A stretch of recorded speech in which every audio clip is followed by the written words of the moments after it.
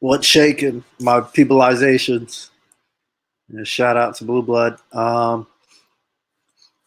Yeah, I just want to talk some of this boxing stuff. We're gonna go over some of the schedule this week, this Saturday, especially next Thursday, which I think is important. A DAZN card. So I'm gonna share my screen here. We got here. This is it. There you go. So what we got? We got the Showtime card. It's not the best card in the world. Garcia versus Red Catch. Only reason Red Catch is getting the fight is because he knocked out Devin Alexander. Um, Good story. Devin Alexander, trying to come back and revitalize his career or whatever off of being addicted to painkillers and everything, but it just didn't work out, especially after that draw with Victor Ortiz. See him get knocked out like that versus Red Catch was pretty bad. It was the first time he's ever been knocked out like that. It was weird. Next up, we've got the co-main, Jarrett Hurd, in a tune-up. This Francisco Santana guy, I've heard of him before, but he's fight, so always got to go to the box, right? This is my friend right here. We got here. I'm pretty sure he's been in with Austin Trout, I want to say. Nah. I think of Angel or Juan De Angel is who I was thinking of. Yeah, he got knocked out by Kareem Mayfield, lost to Kareem Mayfield twice. Drew with J-Rock, lost to Jermell Charlo. Yeah, so he's been in there. He beat Joakim Alcine. Lost to Saddam Ali. Lost to David Benavidez. Yeah, so I think he's going to get knocked out here. Be surprised if he makes it all throughout the fight. Jarrett Hurd's tune-up fight. Now I've seen a video with Jarrett Hurd talking about how he wants the J-Rock fight back. Of course, somebody who loses wants that fight back, and maybe he can do something this time. Who knows? It'd be an interesting fight, but right now, 154, the belts are changing hands faster than you can change clothes, and guys aren't.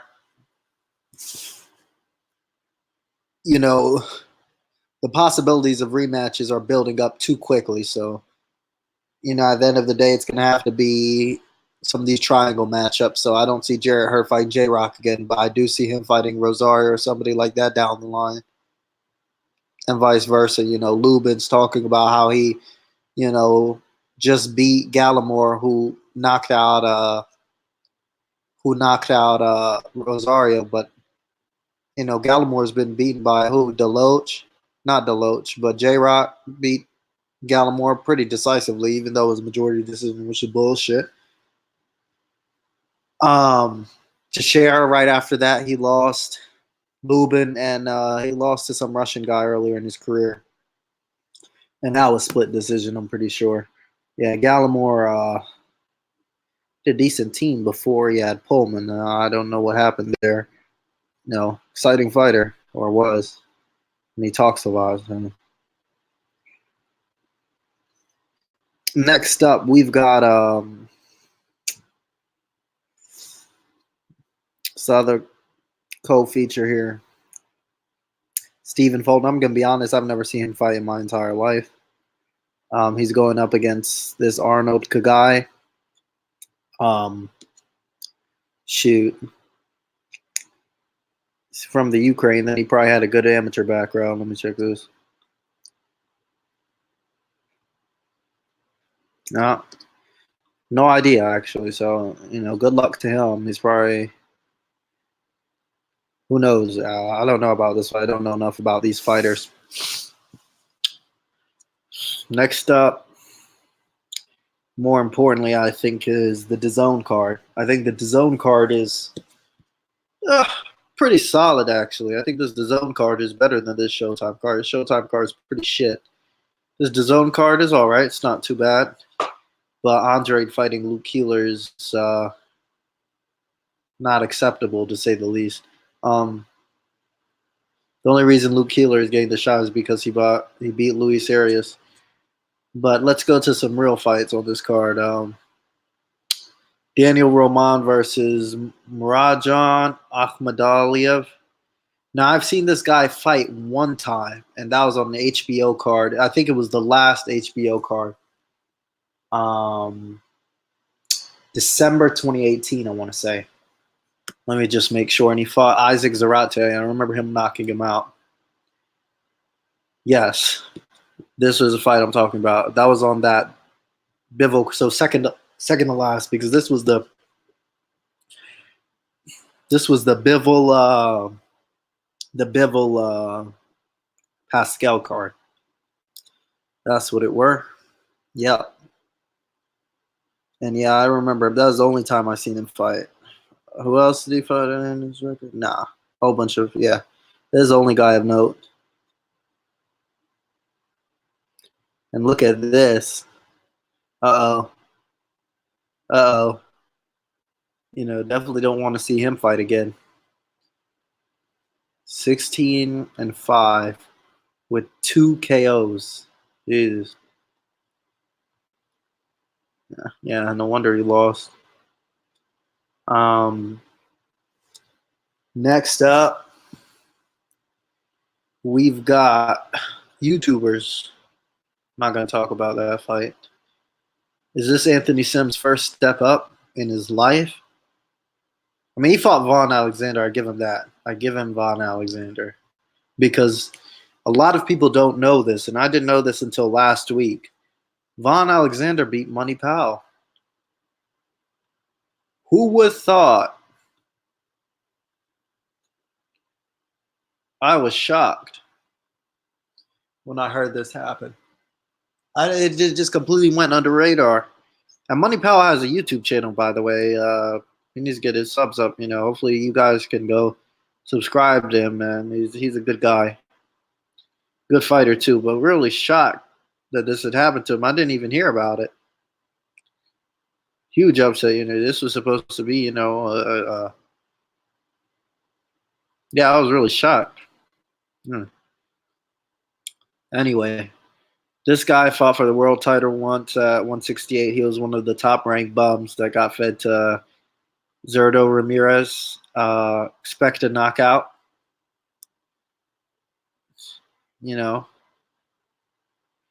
Actually, I might take that back because he did do himself decently well in that fight.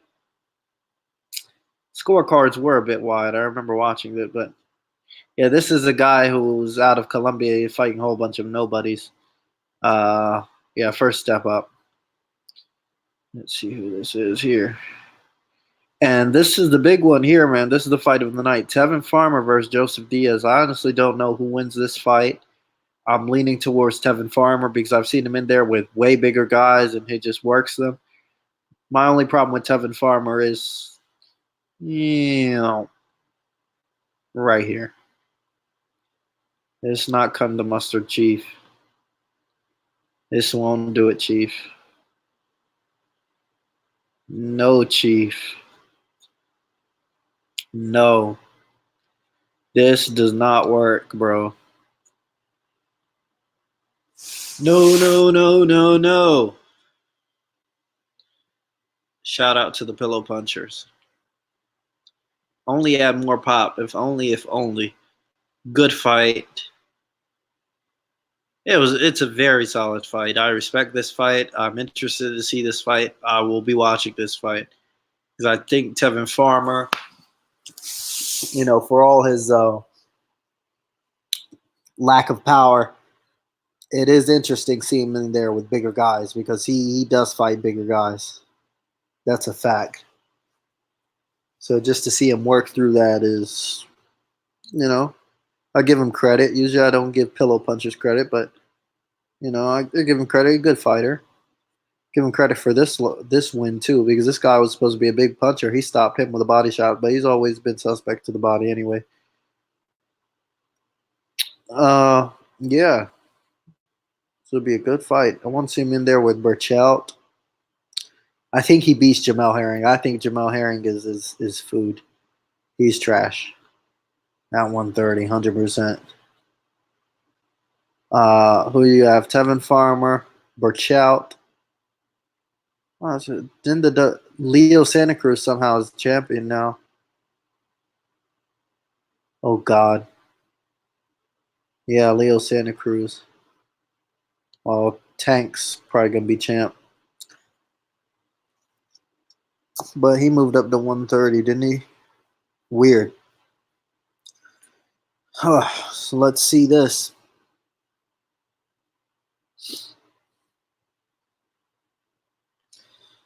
Another thing I want to talk about is I'm going to go to this article right now.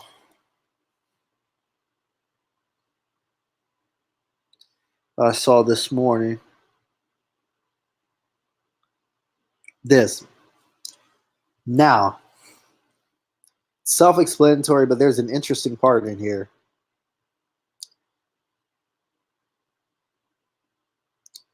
According to Robles, he was told by Ruiz's father that Al Heyman made the final decision for a trainer change. I don't think so.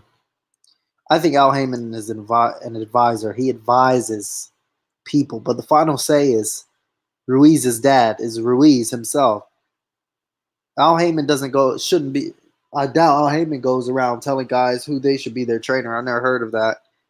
I think they're just trying to put it off on him because Ruiz's dad is too scared of Ruiz against what he wants to say. I think this is a bad look for him. He should have kept with Robles and really took accountability.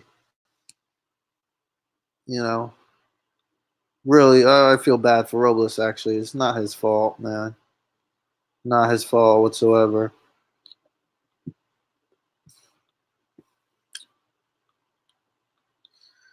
See this. No, I don't really have much to say on here other than that.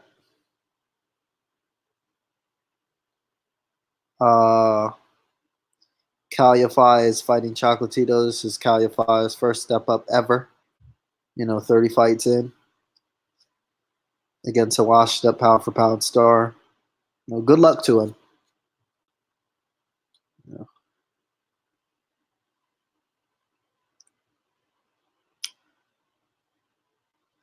But yeah, this is really about it here. There's not much going on until we see the Wilder Fury 2 fight. There was another fight that was apparently good, but I'm forgetting it now. I gotta check the box reg actually. They were right before. Yes. I'm thinking it's that Caleb Plant fight, but I'm not 100% sure.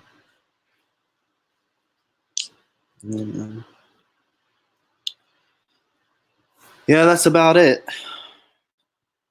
Don't have much to say on here. What's up, Stormy? What's going on, brother? How you doing? I'm doing good, man. I was like, I didn't really have much going on, and I was waiting for somebody to get on and get this conversation started. I was just going through like boxing events and current fights. Yeah. Yeah, did you see on BoxRec today? I'm about to pull it up. I was just talking about it just now, man. I feel bad for Robles in all this because apparently they have parted ways. Okay. And I think the dad and Ruiz are trying to blame Al Heyman for the decision. Because they're saying here, they said, according to Robles, he was told by Ruiz's father that Al Heyman made the final decision for a trainer change. I don't think so. I think they're trying to, move it off on Al Heyman. Al Heyman is an advisor. He can say whatever he wants, but at the end of the day, it's the fighters who pick and choose their trainers. I think they are too scared to tell Robles the truth. What do you think? I don't think being scared or afraid or anything like that has anything to do with it. I think that what has happened here is another instance of, and this has been talked about on other channels before too recently, as this news broke. what has happened here is the class or lack of there being any Yeah. is showing Yeah. from the Ruiz camp. Yeah. And Manny Robles, for everything that he had to endure and what occurred stepping up to the rematch Yeah. with Ruiz and Joshua, he would have been better served to leave that camp. I know that's tough to say, with some people, and the economic means he needed to, to get his cut out of that and everything because it was integral to the going forward or whatever. Right. But even if he didn't do that, Yeah. when the bell rang for the 12th round, Yeah. to end, he should have been serving Ruiz papers that I'm stepping away from you. We're done. Get a severance thing. Put it in 2 weeks. Exactly.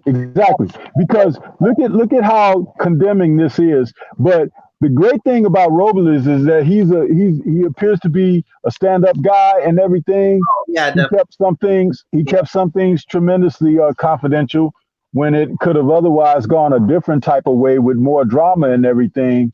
But in the aftermath, he did allude to some things not being handled as far as Andy. And so going forward, he should get opportunities, but he still has to stand on something.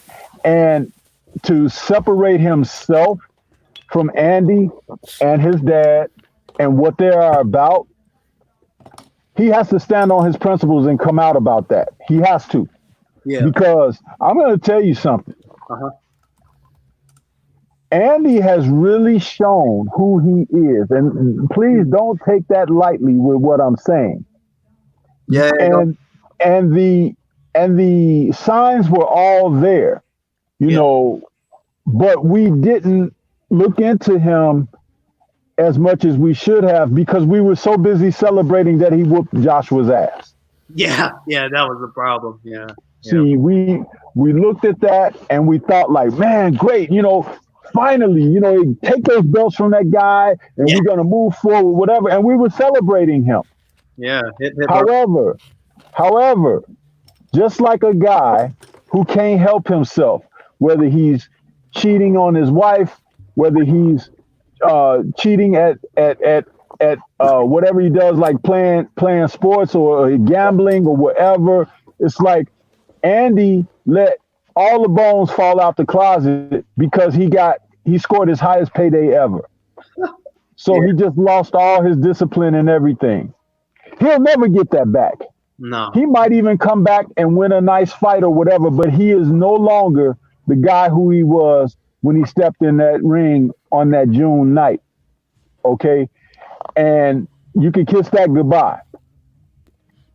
All the people who rode with him and supported him and celebrated him for his victory, half of those people are going to be seriously disheartened by how he moves going forward. And it's beginning to start already with this situation with Robles.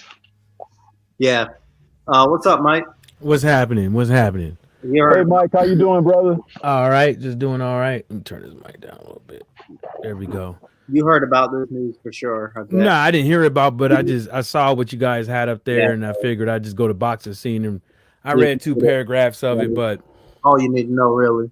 Yeah, well, it's not all you need to know. It's just that a part of life. It's life right there. That shows you that 1 minute you could be on top, and then the next minute you could not be on top if you don't take life serious. That's the only thing I get out of it, and I don't think it's the money and all that stuff. I just think that the guy, he just got too relaxed, and then he got into training camp too late, and he couldn't fix it. And then the thing about it is that sometimes in life, I'm gonna say this: niggas need a wake up call. You need a wake up call to tell yourself that, hey, you can't be doing them things. You can't be doing this.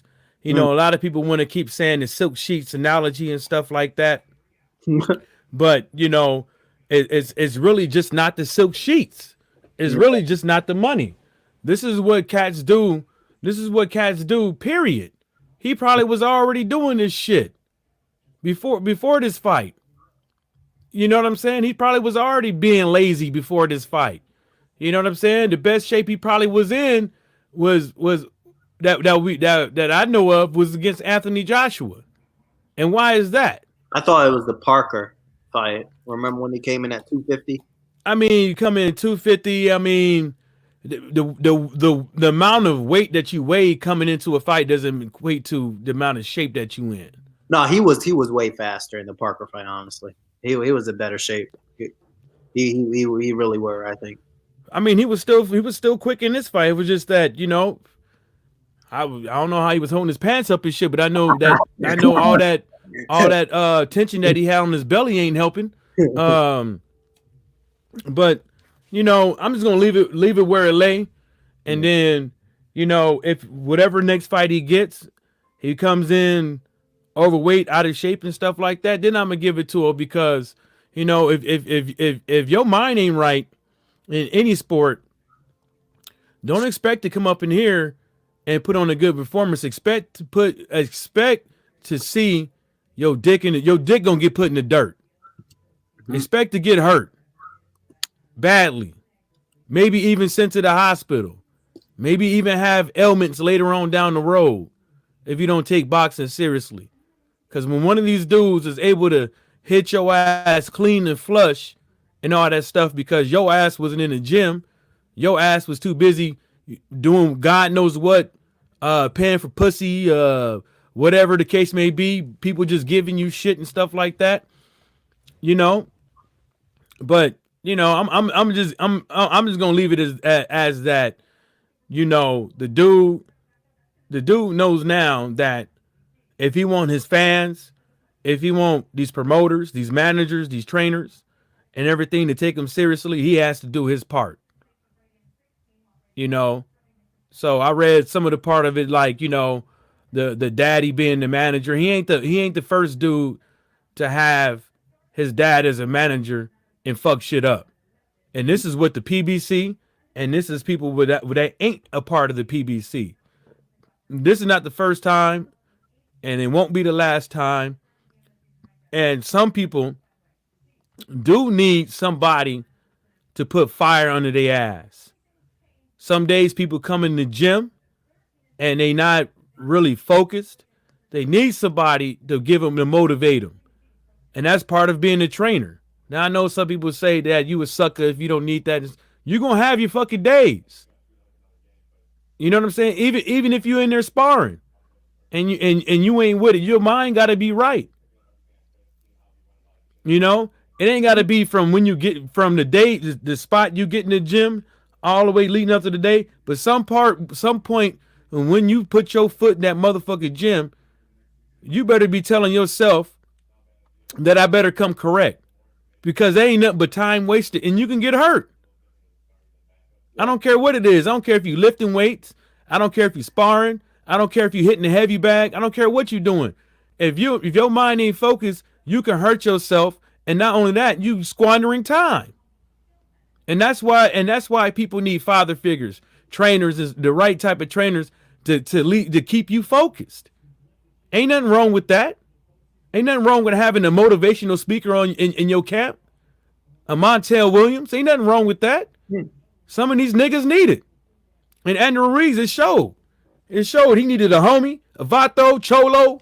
He needed somebody to motivate his ass.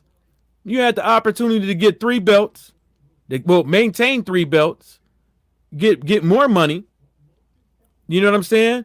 Yeah. You know, not only for yourself, but for your family, for your kids, and maybe possibly your kids. Yeah. And you squandered that because you wanted to eat and you wanted to party and you wanted the hoes and all that stuff. I saw one video, they had strippers at the party, one chick butt naked with sushi on her and shit. You know, so that right there just shows you that, you know, some of these cats, they own some felonious shit. You know? Yeah. And I'm glad it caught up to him now, rather not than later. This goes for everybody. Look at Dillian White. Dylan White showed up to the fight out of shape and shit like that. He ain't gonna be the look at Bermain Stavern. Showed up to a fight out of shape. Ain't seen him since. Ain't seen him since. And you can't tell me that motherfucker ain't hurt. Wasn't hurt. Didn't have to go to the hospital and get a scan or two. Oh nah, he definitely did. He was. Did you see his eye all lumped up? Yeah, that's what happens when you come up in these. You might be able to get away with some of these fighters coming up in there like that, but you're not going to get away with these top tier guys. No. You know what I'm saying? You're going to get fucking hurt. You know, the same thing with football, basketball. I don't care what it is. You come up in there out of shape, you're going to get hurt. You know, you're either going to pull a pussy muscle, or you're going to be passed out somewhere because your ass can't get past the second quarter. Yeah, let me just shout out Marvin Hagler, man. Salute to you, bro. I'll just go through some of the stuff he said. Ruiz was a disgrace to our profession. Yeah, most definitely. Even Conor McGregor made changes in his life when humbled by Khabib. Ruiz is a fat fucking slob. Says salute to everybody. Like this here, he talked about he follows a strict Jamaican diet for 10 years. And he detailed a little bit Marvin Hagler. Yeah, it depends on what you eat. Yeah, because mango, zucchini, cabbage, salad, potatoes, red kidney beans. That sounds like Ital. He just wasn't eating that, but that sounds like Ital. Yeah, sounds good. How much protein do you get in that? Do you have to eat a lot of those beans to get? No. He just wasn't eating that. He was eating Ital. He was eating Rastafarian food. And there's other stuff that you can eat to get it. Is just not the beans. That's gonna get you your protein and stuff like that. Okay. You know, you have to eat a lot of it. Nah, you ain't gotta eat a lot of it. You eat the regular portion like you eat. Of like a beef patty or something. No, they got beef patties. They got vegetarian beef patties too. Yeah, I'm talking as far as protein content. Is it as dense as meat or No. It's not like that. But you know, you got I know of some of it. You got that. You got your pumpkin.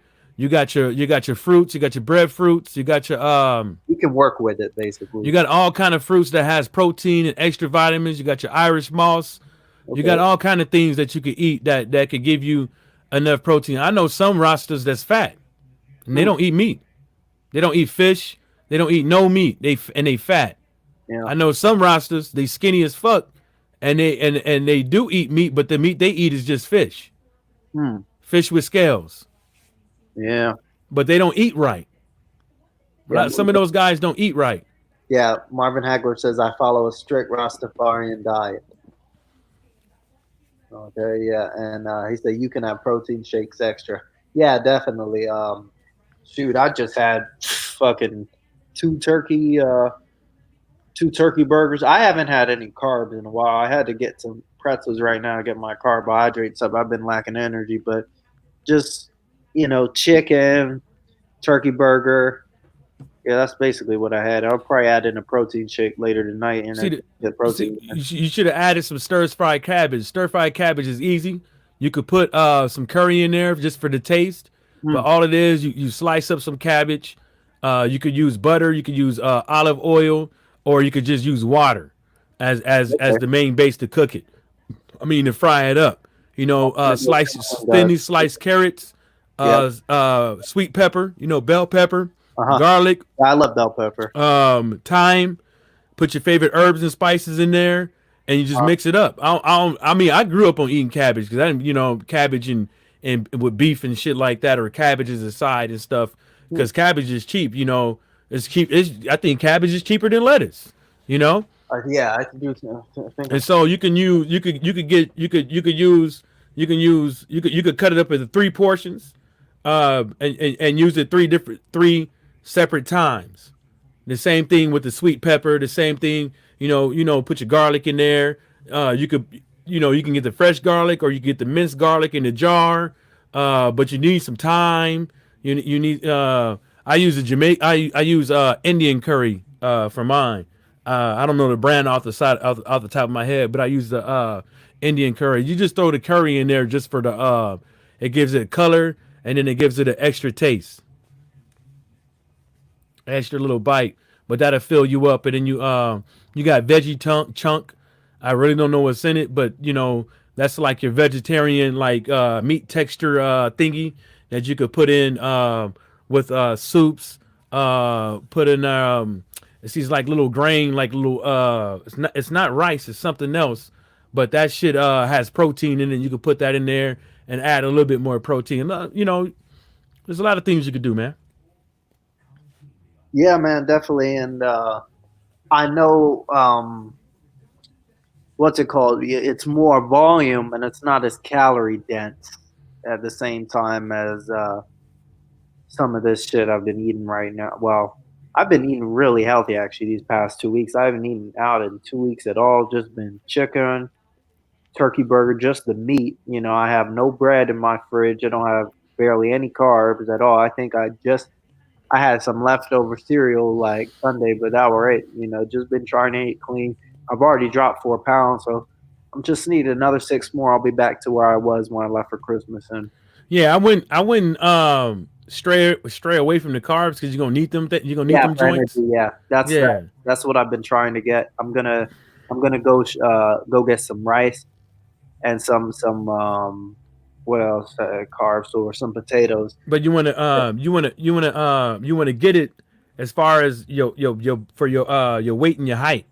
You Yeah, want to get your portion sizes for your weight and your height and stuff like that. And there's a I forget the app name, but there's an app you can get, and that'll help you out my get fitness pal. the carbs. Is it my fitness pal? Nah, My fitness it's something the homie used that it's an app that dude at my job created. You know, you can go Okay. anywhere. You can go to any restaurant that you can name of, and you can pull it up, and it shows you what to get and what not to fucking get. You know what I'm saying? So, you know, it's like people they want to go over there, they want to get the glazed salmon. Well, you just fucking defeated the purpose of eating healthy. You know what I'm saying? You just defeated the purpose of eating healthy. If you're getting glazed, ain't nothing. All you gotta do with salmon is salt, black pepper, with a little Larry's. That's all you need. I don't do glazed salmon, man, because that just defeated the purpose of eating healthy. Yeah. So what else would y'all talk about other than this? I was You just know, going fuck up over, yeah, I was just going over the flights this Saturday and next Thursday. next Thursday. I'm the DAZN card. What's going on next Thursday? Andrade versus Oh yeah, that's right. a walkover. But I'm interested in the Tevin Farmer fight. I think that's a good fight, actually. You know Tevin Farmer. I like him. Yeah, I like Tevin Farmer. I even like Harrison. You know, just, I didn't pick him. I didn't pick Harrison to win, but I like those guys.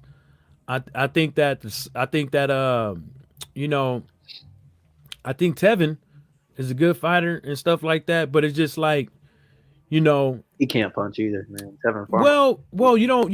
the ability to punch and stuff like that. That only, you know, everybody ain't got it, but there's always a way for them type of guys to win. Yeah, Farmer is the You one know, interesting thing for you, me because you, go ahead. it just sucks, you know. But there's always a way for those guys to win. But it's like one of those things is that, you know, like I said, fighting credible opponents is it's a lost art, and I don't think, and Tevin Farmer, especially Harrison, you know, I don't think a lot of guys will be willing to fight those guys because of they more worried about the money aspect, but at the same time, as you see how quick people are to fight Whack, Alexander Povetkin, Andrew Ruiz, as of what's going on right there in the news. But You know, as far as Harrison, who took a L, you know, I don't see anybody out there that's, you know, trying to fucking, you know, go after him. You know, if he's supposed to be that feather fisted, and same thing as Cyclops. I need to stop calling that dude Cyclops, man. Oh, Tevin Farmer, man. I need to leave that dude alone with his eyeball. Because he got all right in my book, man. He ain't the problem. You know, so I wish those guys the best. You know, he's going to win, but it's just, you know, it just is what it is. I'm always interested in Tevin Farmer is the one exception to my pillow punching rule, because the thing is, he doesn't have the biggest pop, and he's thrown in with guys bigger than him, which is interesting, you know. So, and I think this is a solid fight, and I'll be watching it. Not gonna lie. But you see what I'm saying, man? It's like all of a sudden, you know, what is it, Wack versus Parker or something like that? When is this? I mean, that's what I hear is either Wack versus Parker or somebody versus Wack coming. And then somebody brought up not Povetkin, but some other dude that took an L. Oh, Robert Bullionius versus Adam Konaki, I believe. Oh, and I'm like, nobody. I don't think people really want to fight these guys, man. Like, you know, they don't want to. You know, they don't. I don't think they really want to fight these guys. But Adam Konaki, man, that brother right there, he needs. I mean, I'm not gonna tell him what he fucking needs to do and stuff like that, because I really don't like doing that. But you know, I be saying that shit, but I don't really mean it like that. But a bra, huh? A bra. Nah, he got some titties though. But you know that he has to have some type of evolution. Yeah. You know, about himself, like you know, boxing conversation. Reggie Owens, he you know, he played the video of the other. He re-put a video of Deontay Wilder on his YouTube page, and he basically showed him in his Deontay Wilder in his earlier days, but he has evolved. Yeah. You know what I'm saying? You have to evolve as a boxer, and I don't want to see Adam Konaki lose. I want to see all these boxers win. You know what I'm saying? I want to see all these boxers be successful in their own right. You know what I'm saying? I don't want to see boxers get up in here and never evolve and wonder why they never got a big shot, or when they got the big shot, they got blown out. You know what I'm saying? Because it does nothing for the sport of boxing, and it does nothing for my entertainment. All right. You know what I'm saying? Because that's what I'm paying for. I'm paying money to be entertained, and I can't be entertained if they're all blowouts. Yes, highlight reels and stuff like that. They're magnificent, and the oohs and ahs. I like that shit. But at the end of the day, I want to see competitive bouts. I want to be on the edge of my seat. I want them to make me believe that, you know, at any given moment when I'm watching this fight, somebody's going to go down, or that it's not a one-sided fight. Yeah. You know? Yeah, man, I think he definitely needs to step up in competition. It's sad that the Brazil fight isn't going down. You're right about Parker Wack. You're right. I just Googled that right now. Apparently that's going down. That is just disgusting. That's disgusting. But you know how they're going to spin it. They'll say, well, he was in a tough fight with Dillian White, and, you know, he could give Parker some real work. Well, you know, people got to understand that, you know, that was one, as of recently, you know, Dillian White's last 11 fights, that was his worst, 12 fights. That was his worst fucking performance. You know, that was his, and guess what? He didn't even have a big layoff. That was the same amount of layoff that a lot of these guys with belts have. Fight 2 times a year. He had enough time to be in shape. He had enough time to do whatever the case may be. If you knew that you weren't fucking guilty, why the fuck you wasn't working out? Because you got your boy Edward Hearn saying that he's going to have a fight in December, blah blah blah, we do a whoop, we're waiting on a word from these guys. You know that you would have to step up in December. You had 3 months, 2 months, and it looked like you just got up in there like a bum straight off the beach, like you started training 3 weeks before the fucking fight. Yeah. You know, and I just think that disgust. I don't like that. I don't like no Parker versus Wack. I don't like no, you know what I'm saying. I don't like that. I don't like that shit. It's not good. You know, and then if you really want to be like that, what's let me see. What would be the purpose of you fighting Wack? Yeah, none. You know, None. I don't even think the guy is even ranked in any of these sanctioned around any of these parts. I think guys, what they've got to do is they're so worried about, oh, he's fighting on PBC, so we can't fight him. You know, if there's heavyweights on PBC, you've got to go over to it. No, they can. See this is the thing. What people don't. People need to relax with the PBC can't fight these guys and stuff like that. People seriously need to just let that go. We don't know. Want to go over and fight PBC? Hold up, guys. because we don't know what these fighters have signed in their contracts, and plus the PBC is a promotional company.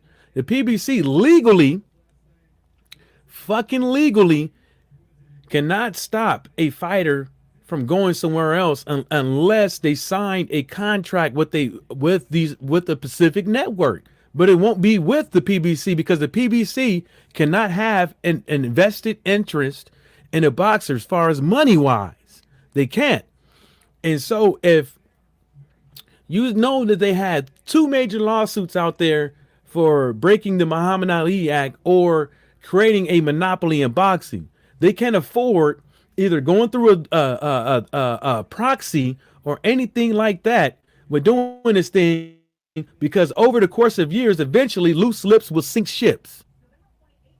That's what I keep trying to tell people is like, you don't know what these guys signed. You don't know how they signed, because you got to think about it though. Most of these guys, they have an advisor, manager, and a promoter. You see what I'm saying? And so you got to understand what all these things detail. What all these things detail. You don't know, like me personally, I think that most fighters they can fight whoever the fuck they want to, and they have a say if they're under the PBC.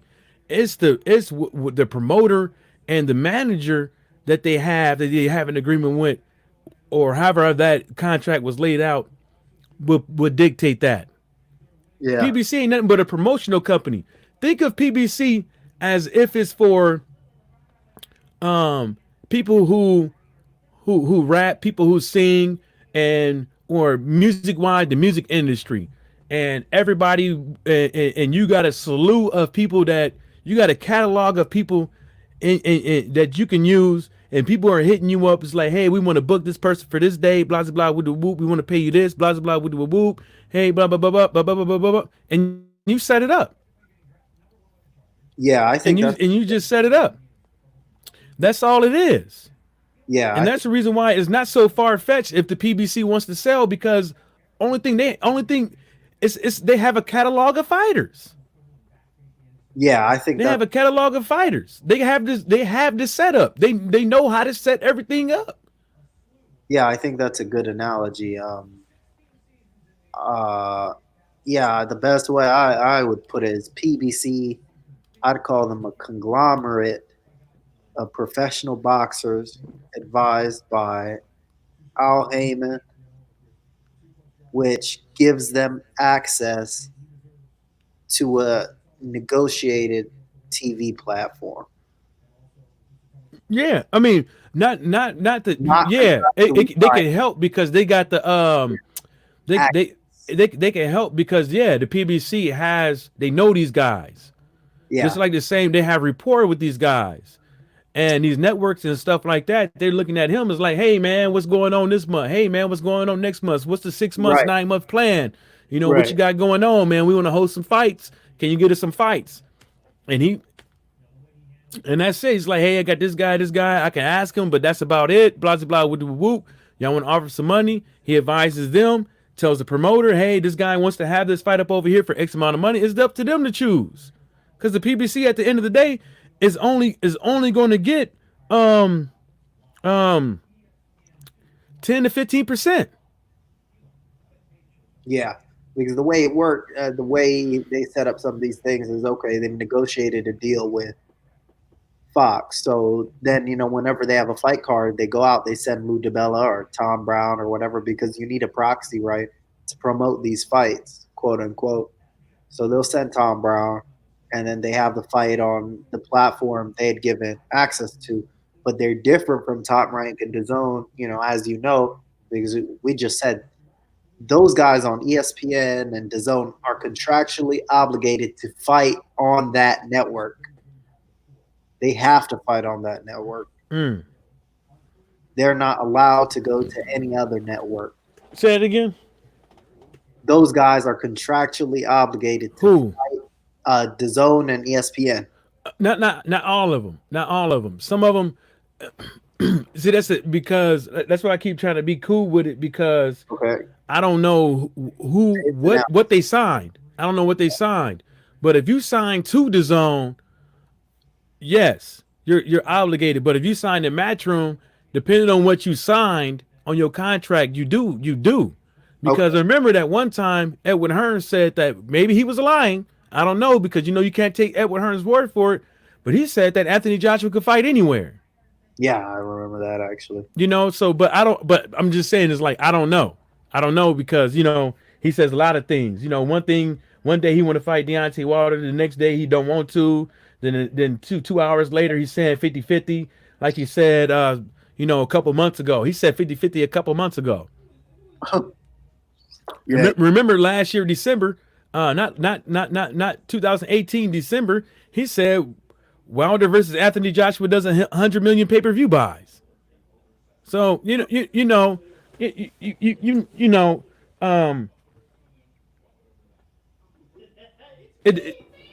off of what I just said,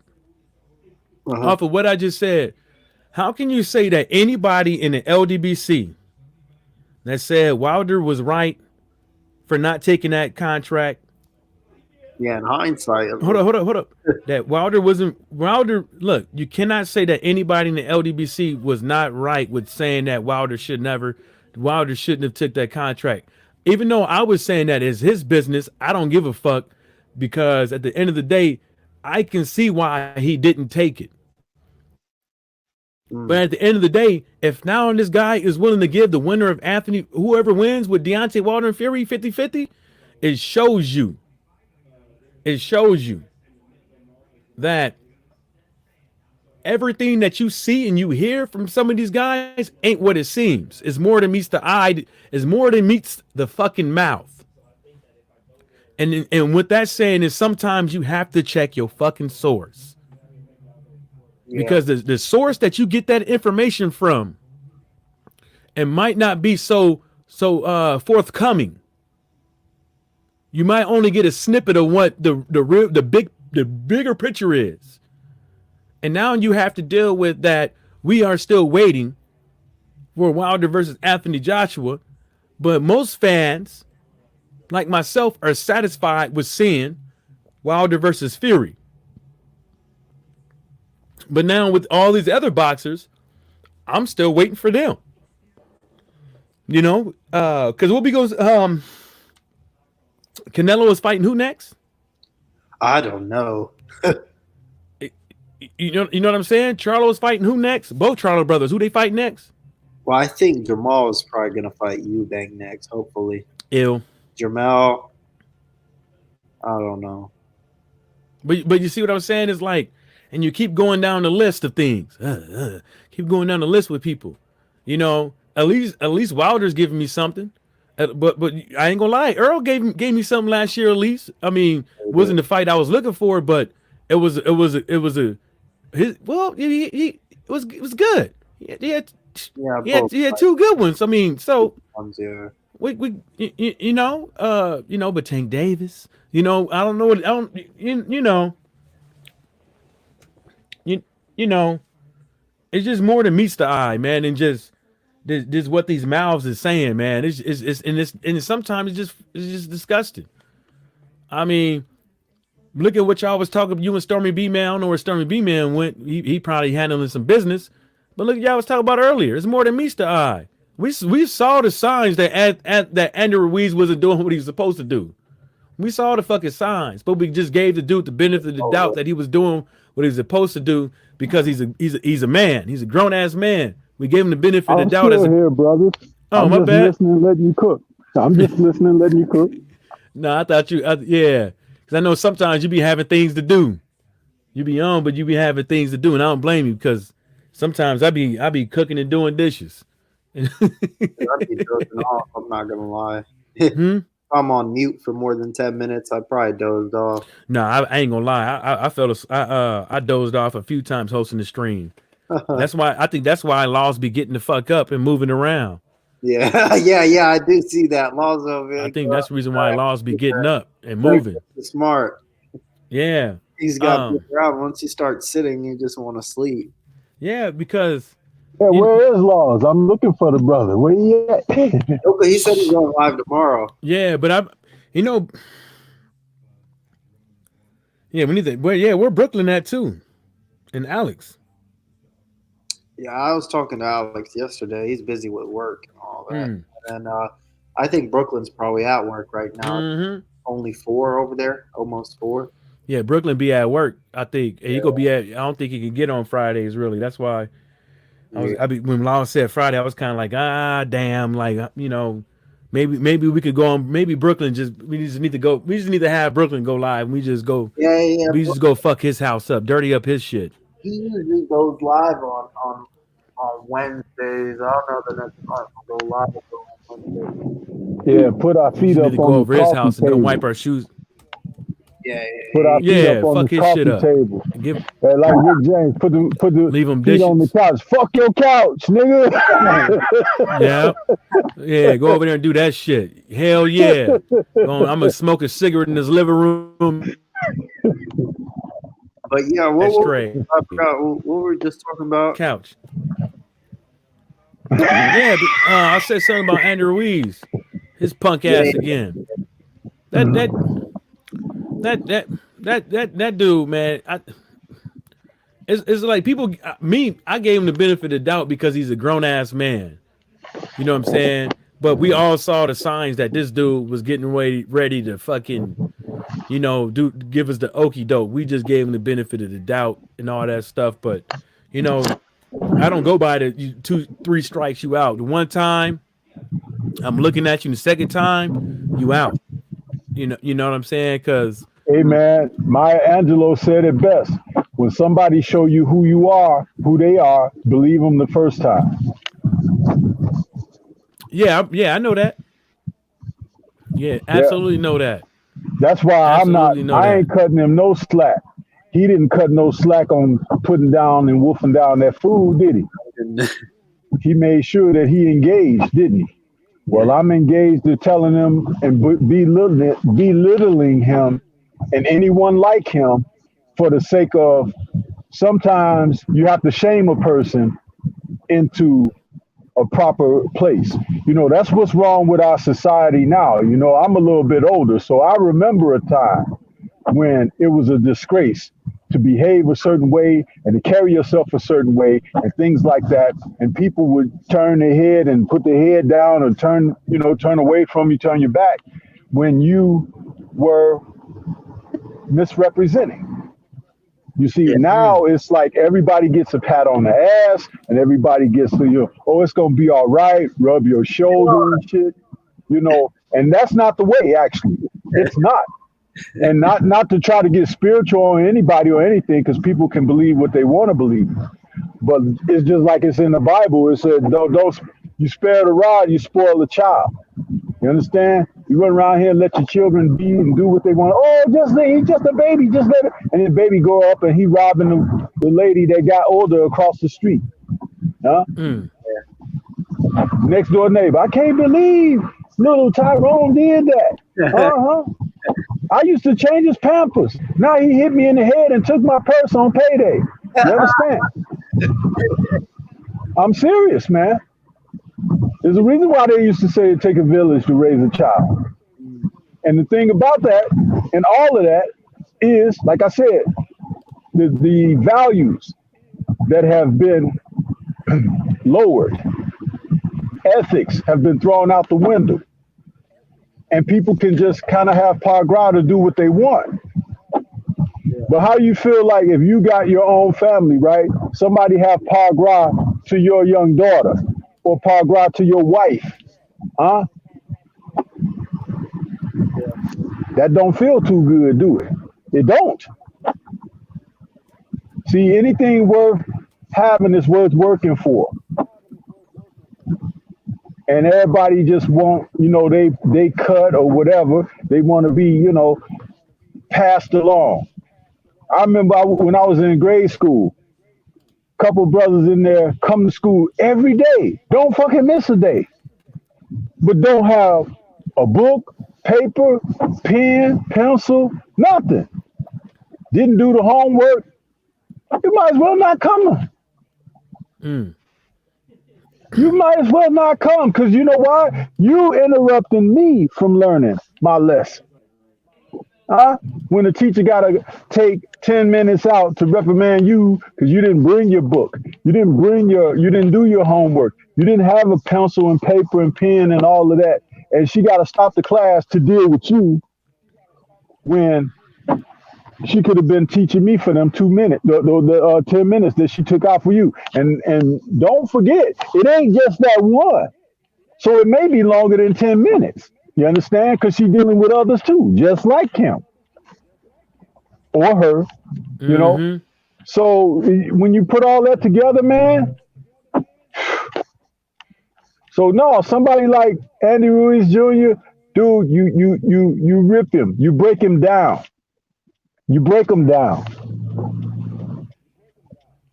See, there's gonna be somebody. Well, I hope the guy come back. I hope he, get it together. I want to see him do this. We wanted to see him do it the first time, but then he showed you who he was.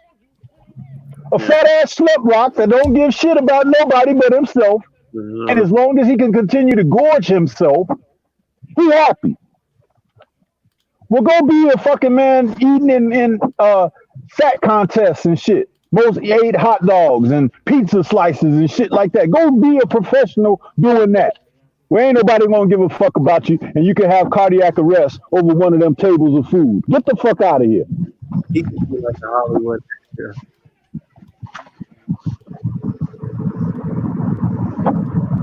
I'm sorry, that's my rant, fellas. I'm done. You good. I was watching it. I was on World Star listening to you and watching this dude get beat up by 2 Decepticons and guess where? In a taco shop. Oh, man. He got his ass beat in the taco shop. My God. Oh my God, by 2 Decepticons. I love that word, man. I love that term. Damn. You can't make that shit up. That's perfect. Decepticon, because that's what they are. Anyway, shoot, Man, what you else? can't make that shit up, man. I guess he found out they were more to meet the eye, huh? Yeah, he did. Yeah, he did. He was talking shit too. And then that motherfucker, they start putting them bees on him. One of them took them heels off, start slapping him on top of the head, and they start going at him. I'm like, God dang, that's embarrassing. Bet you won't say shit in public. Oh shit. Yeah, I think is there anything you guys want to cover before I hop out of here? Specifically,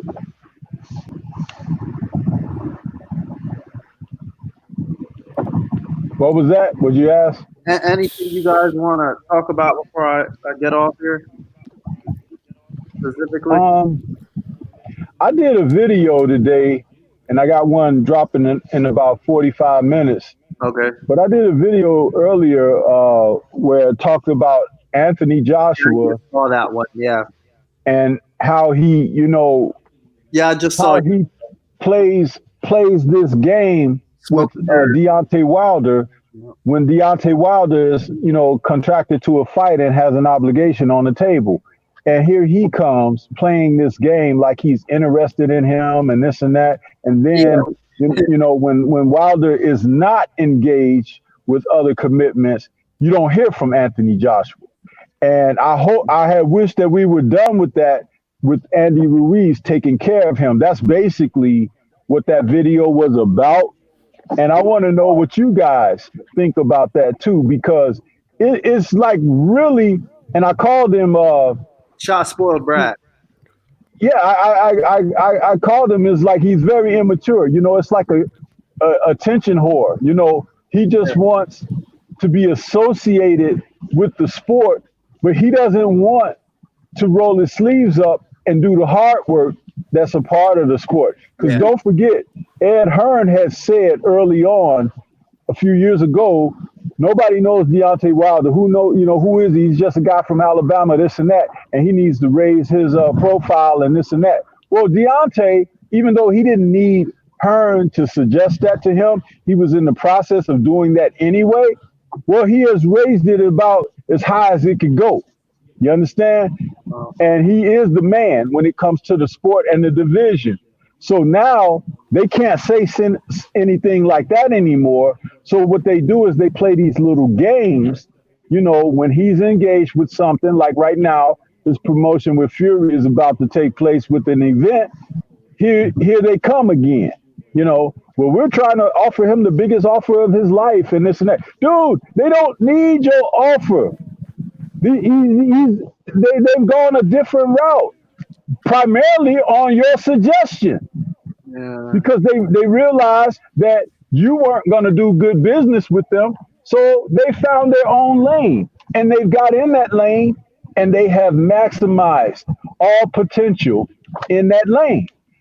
Much respect to Wilder for that, because we've seen people out here looking like hoes. Triple G, chasing Canelo, disrespecting himself, denigrating himself.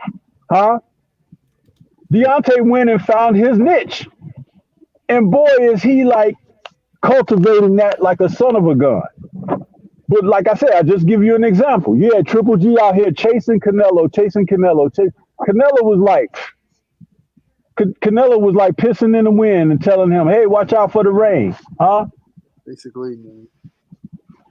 And these are the kind of things, again, like I said, when somebody show you who they are, believe them the first time. And so Deontay believed that these guys, they're not really on nothing. So guess what I'm going to do? I'm going to go on over here, carve out my own niche, and I'm going to be straight. And has he been. And he has fought on multiple networks and everything because he hadn't saddled himself down. He bet on himself, as we all say in the community, after the words that he used. He took that chance, and look at what it's been for him. It's been gravy like a mother. Yeah, what about you, Mike? Like I said earlier, man, it's he, I'm not going to, hit him. I'm not going to, it's like this. Like I said, you came in shape for all your other fights, and this is the fight that you choose to come in out of shape.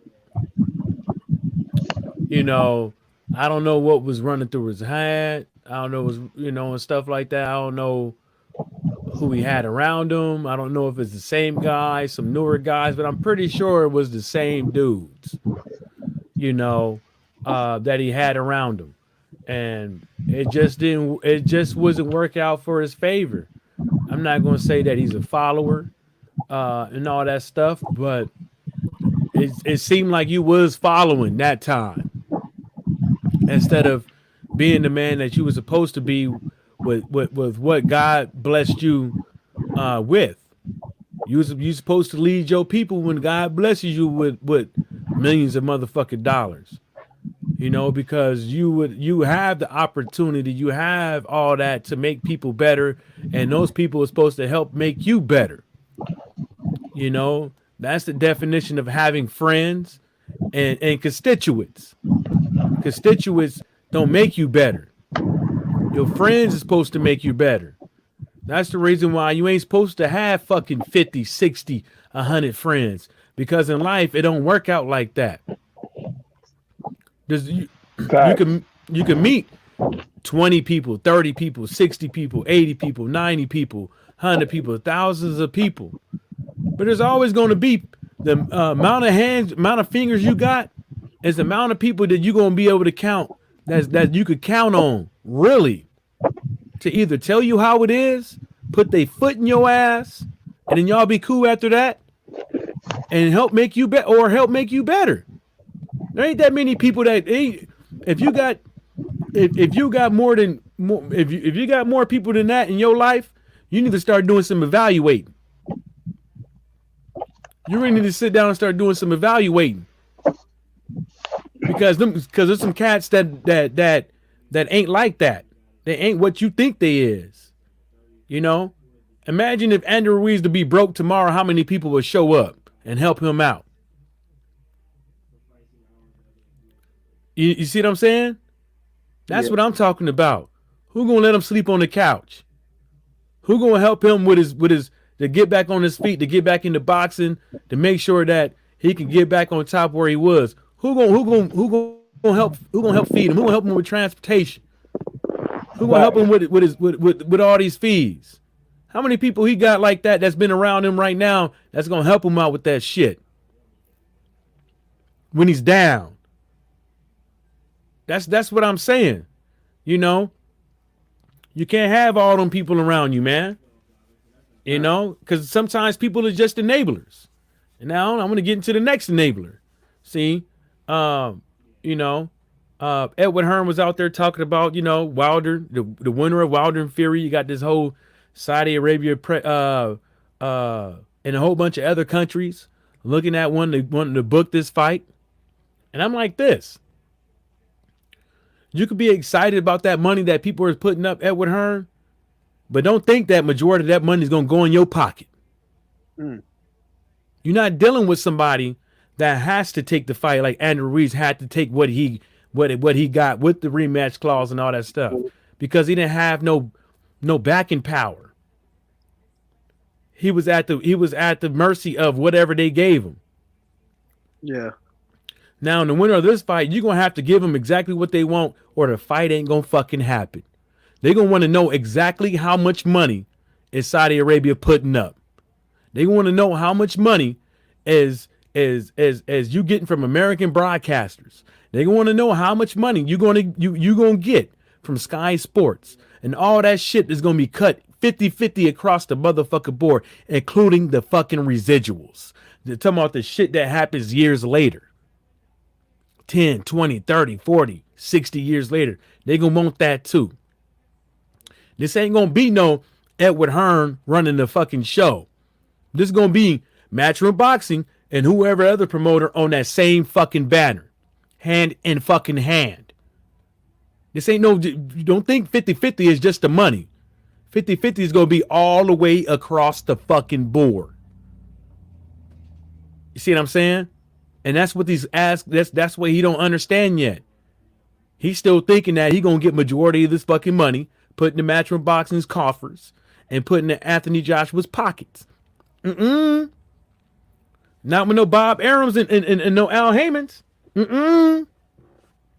That's the reason why Edward Hearn in that one article was saying that he didn't want to deal with Shelly Finkel. He was saying that he want to go behind. He said if he do this, if he want to do negotiations and stuff like that, he want to deal with somebody else other than Edward Hearn. Forget the brother's name, but he want to deal with him and not Shelly Finkel.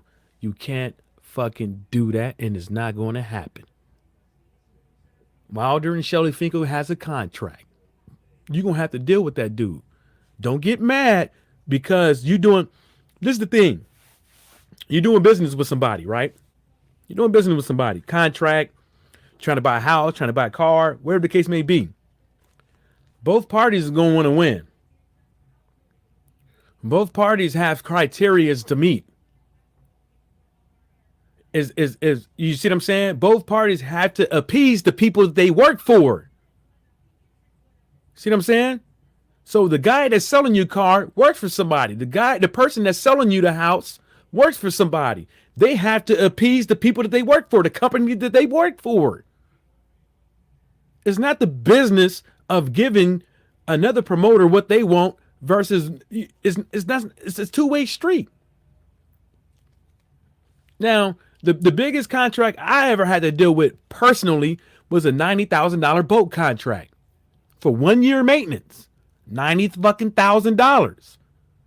Let me say it again. 1 year maintenance for one fucking boat. $90,000. You know what that contract ran over? It ran over to $150,000 due to unforeseen maintenance that I had to put in the contract that nobody else had in that contract. I put that clause in there so we can make sure our boat, one boat, is properly maintained. See what I'm saying? You can have engine failure to where the engine needs to rebuild or you need a replacement. See what I'm saying? And this guy, it's like I said, man, check your source, check your information, because sometimes the people that's talking is just a fucking mouth. It's just a fucking mouth. Like Stormy B Man said a long time ago, just because you got a fucking towel, it don't make you a trainer. Just because you got a whole bunch of money back behind you, don't make you a fucking promoter. It just makes you a guy with money. You're an investor. At that point, you're not a promoter. You're an investor. You probably have the title of promoter, but you are a fucking investor. You might have a towel, but you just a team member. You're just a team member. Some of these trainers. You're just a dude. You're just a dude that's there. You don't have no fucking leadership.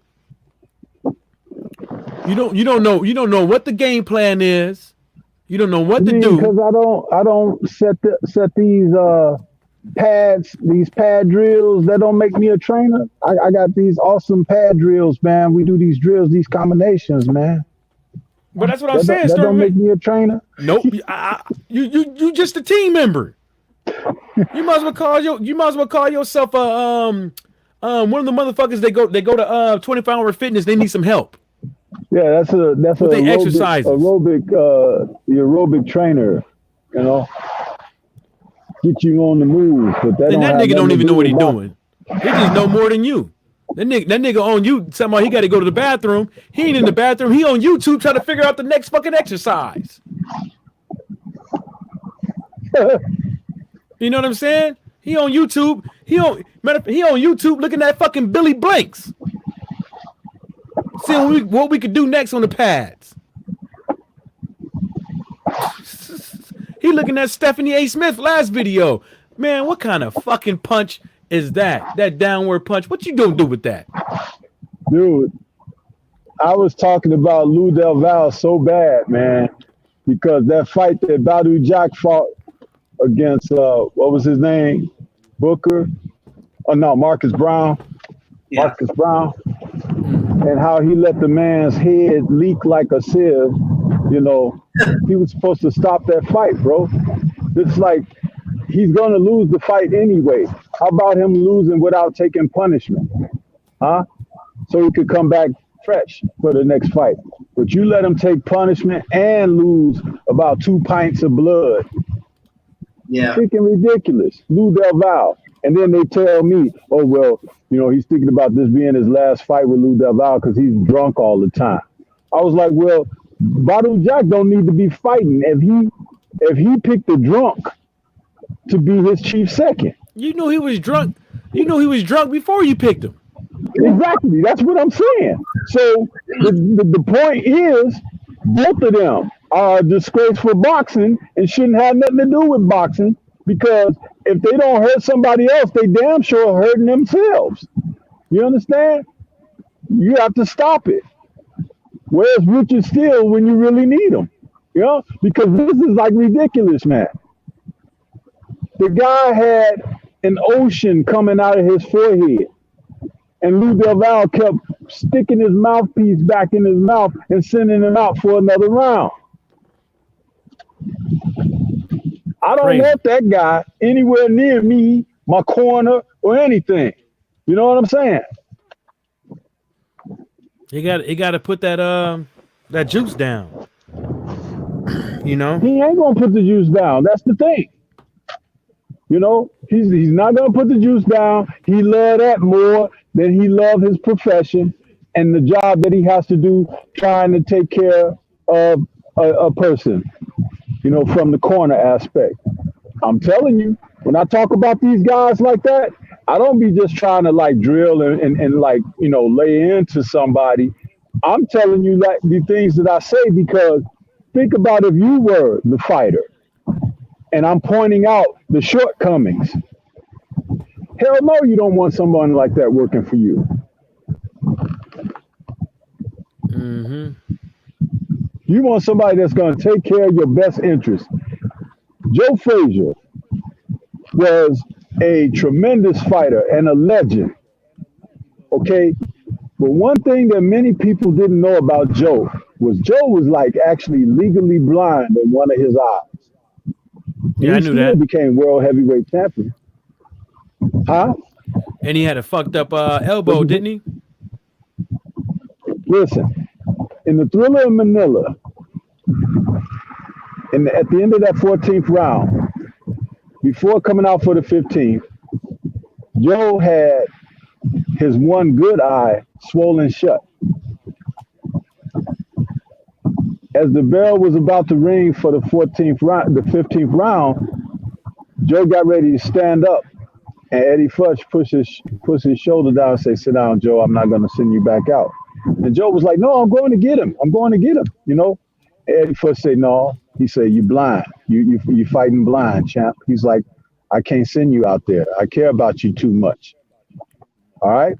So Joe sat back down on the stool and said, "Okay, it's your call, Eddie." Eddie Futch.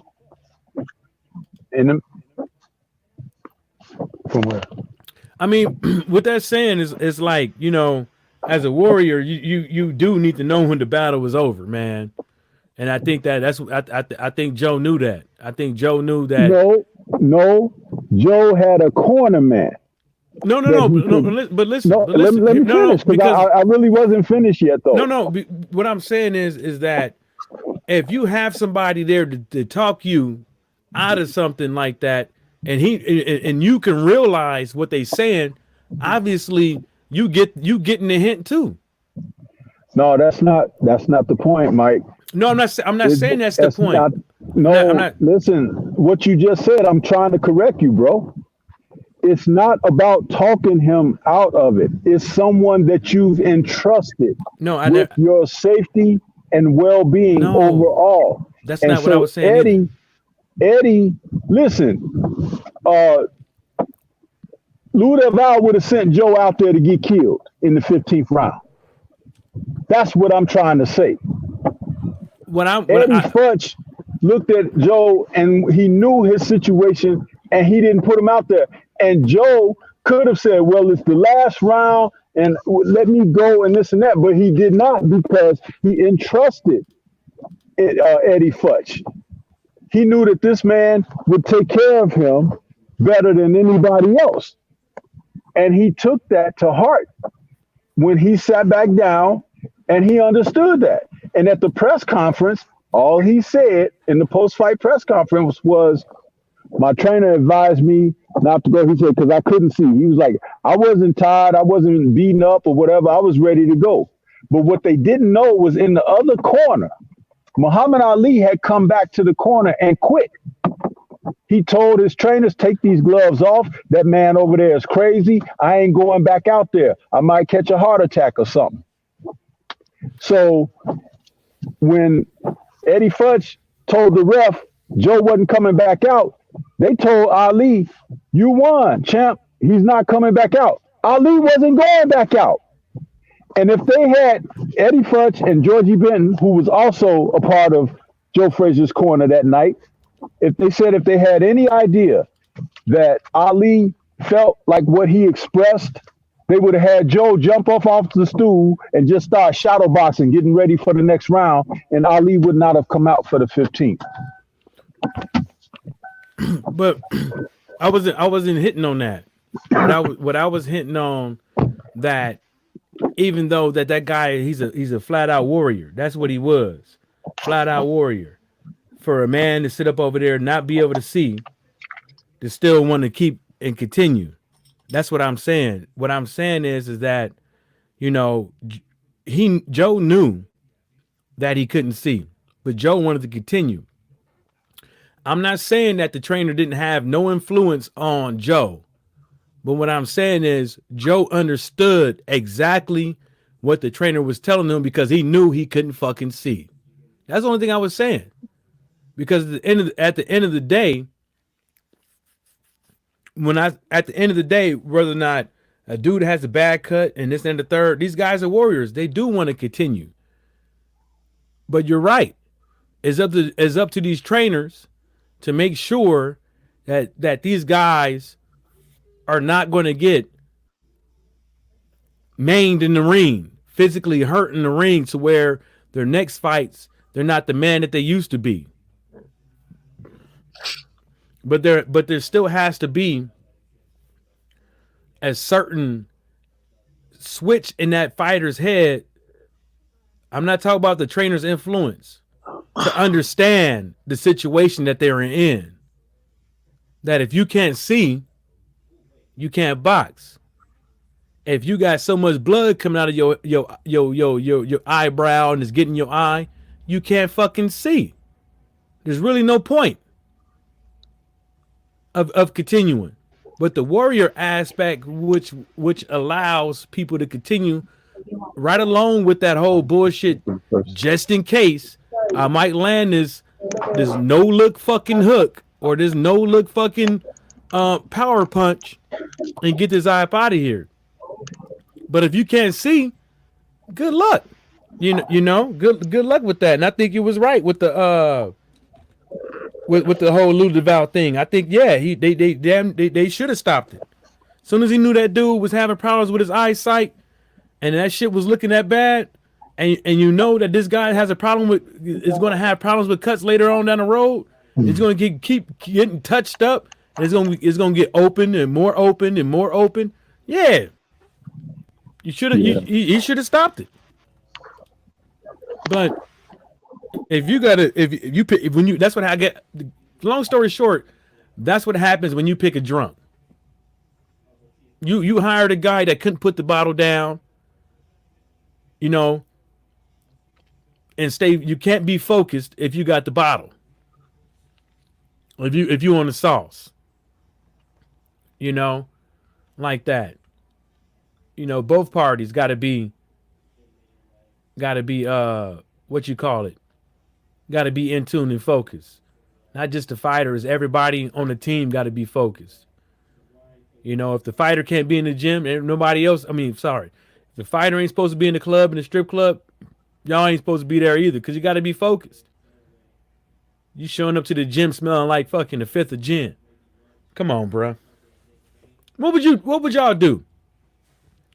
If you met me to sit down and you want me to be your trainer on the first day, and I smell like a 5th of Hennessy, and then I pull out a little fifth out of my pocket, and I take a sip, and we talking, and I'm telling you what I'm gonna help you out with, what would you do? I'm gonna tell them good luck to you and move on. You get thrown out of my gym. You know, there's a such thing as there's a such thing as functional alcoholics, but the thing about it is, at some point, you are probably a functional alcoholic. But guess what? Eventually, that shit is gonna go downhill. I don't know if you guys ever been to a AA, Alcoholics Anonymous, but I had to go to one, not because I'm an alcoholic, but for my job, so I could be so I can, you know, know what those guys go through.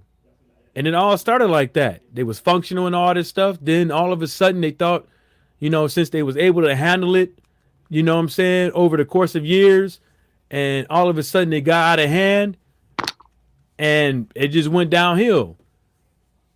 I'm hearing stories about people having to they wife taking their clothes from them so they can't leave the house, and they end up putting a dress on just to go to the store and buy some alcohol, or having to jump out the second story window just to go buy a bottle of alcohol. Yeah.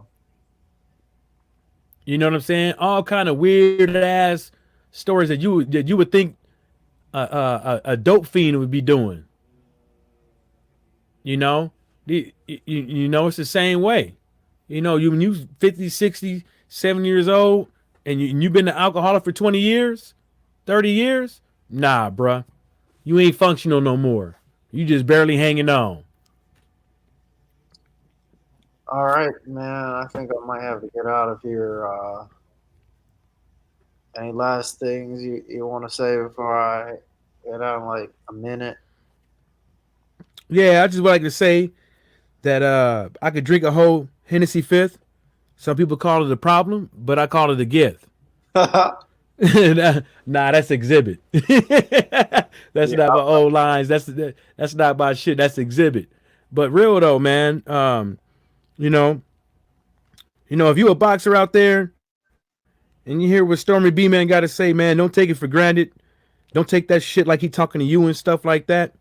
But some of that stuff that he talking about, it can be you. It literally fucking can be you as a boxer. Or if you an athlete and you listen to him and don't pertain to boxing, that can be you. Both sides, the good, the bad, and the ugly. It can be you. Yeah. But when you listen to Stormy B Man, his brother, that he's been through it all, he see it. Listen to him when it comes to making decisions. As far as if you want to be an athlete, make your fucking decisions. You know what I'm saying? And it's really not that hard. It's easier for you to listen to a man like Stormy B Man and understand what he's saying and stuff like that and follow it, rather than doing the other shit, not doing what he's saying, because that's gonna be way harder. Because now every time you go into a game or a fight, you're gonna have to work harder. When you could have went up in there and everything could have been easy. Now you playing catch up the next for 2 weeks, 3 weeks out from the fight, and now you paying catch up, and it ain't never gonna work. Being great always starts somewhere, and it could be started off listening to Stormy B Man if you want to be successful. Well, it could, if you happen to catch them. You know what I'm saying? That's all I got to say. Stormy, do you have anything else you want to say before I hop off? Well, I appreciate those kind words from Mike, but my idea of looking at the fights for fighters rather has always been for their health and well-being. Yeah. And that's the way I've always worked. But I appreciate you having me on, and always love to come on with you guys, talk it up, and look forward to the next time. Check out my video when it comes out in about 15, 20 minutes. All right, I'll definitely check that out. All right, guys. Peace to the chat. Peace to everybody on the channel. And I am out. Yay. All right. Peace out, bro.